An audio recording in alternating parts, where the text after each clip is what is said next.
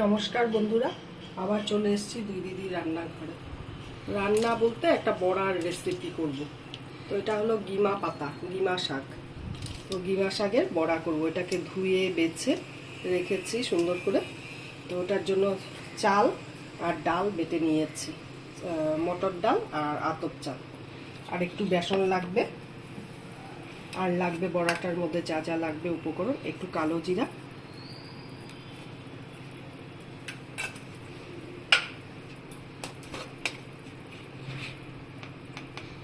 আর লাগবে একটু হলুদ,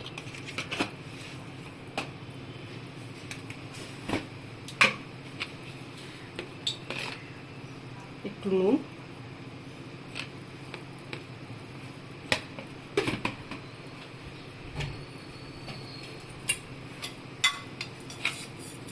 একটু মিষ্টি,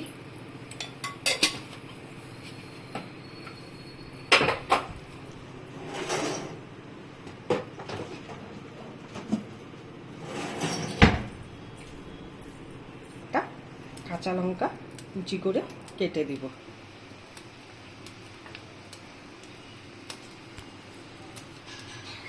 এখন শাকগুলো এটার মধ্যে দিব, দিব।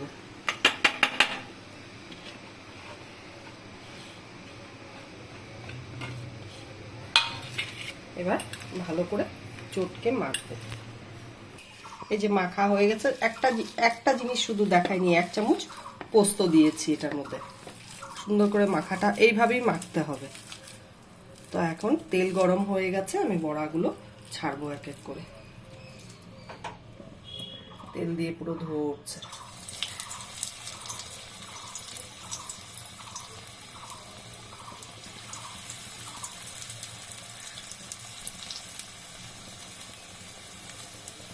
ডিমের পিতা, তারপরে নিম পাতা, করলা, এগুলো খাওয়া দরকার শরীরের জন্য।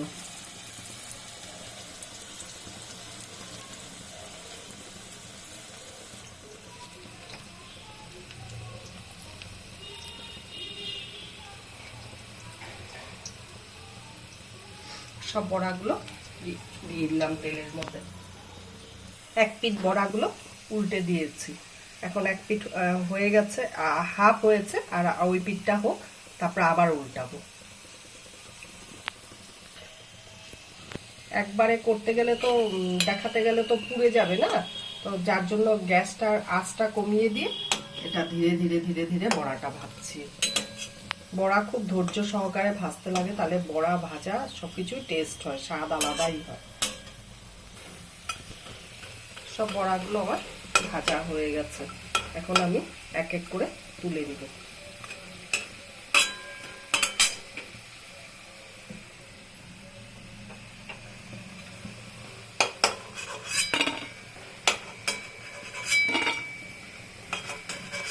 কটকটা হয়েছে, পুরো শব্দ হচ্ছে।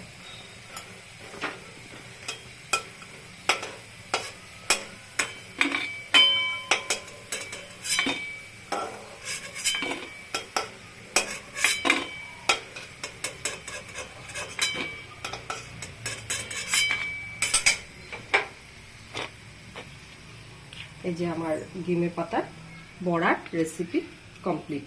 তো কেমন হলো আপনারা কমেন্ট করে অবশ্যই বলবেন। ফেসবুক থেকে যারা দেখছেন তারা like, comment, share please please করবেন।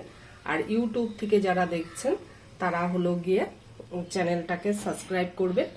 আর সে কি বলে, কমেন্ট করে অবশ্যই বলবেন। বড়া তো ডিমের পাতার বড়া তো সবাই করে, কিন্তু যার যার রান্নার স্টাইল একটু আলাদা হয়, তাই আমি করে দেখালাম।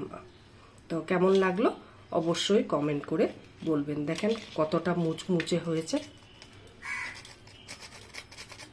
শব্দ গরম তাই করতে পারছি না, পুরো মুচমুচে হয়েছে। তো আজকের জন্য ভিডিওটা রাখছি, টাটা।